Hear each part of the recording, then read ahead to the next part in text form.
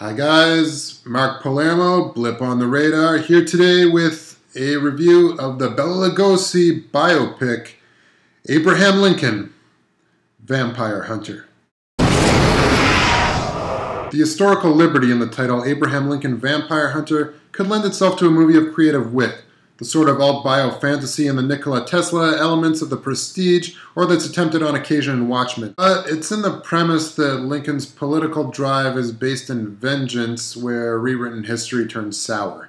Writer Seth Grahame-Smith, who based his script on his own bestseller, at least infuses the early proceedings with B-grade superhero energy. Young Lincoln, taking his rage about his mother's tragic fate out upon a tree, parodies the comic book origin story by balancing absurdity with a poker-faced belief in its own seriousness. It's when things get serious for real, as Lincoln grows a beard, takes office, and gets involved in diplomacy with the slave trade, that Grahame-Smith, who also wrote this summer's equally scattershot and slightly more charming Dark Shadows, reveals a deficit of concise vision. Dark Shadows felt too much like it was trying to cram an entire season of television storylines into a single movie, but I think in general the critics and the internet were a little too hard on that movie, mainly because it's kind of in vogue to dislike Tim Burton right now, and a lot of that comes out of people feeling that, you know, they can recognize Burton's using the same visual tropes in all his movies.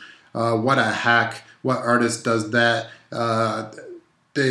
He's always wanting to work with Johnny Depp, you know, branch out a bit. Why would you like working with a single actor in multiple films? Lincoln's ultimatum between the good of his family and the good of his country is neither properly explained or emotionally resolved. Abraham Lincoln Vampire Hunter is a movie of moments, propelled by director Timur Bekmambetov, staging action with zany imagination. One character has a living horse thrown at him.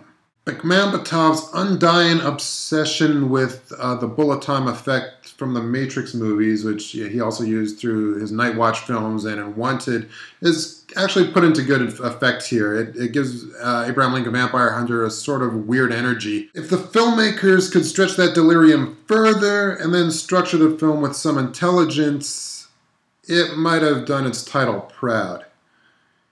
Abraham Lincoln Vampire Hunter gets a rating of C. For Blip on the Radar, I'm Mark Palermo. That was a movie review, and I need some unpaid interns in this motherfucker.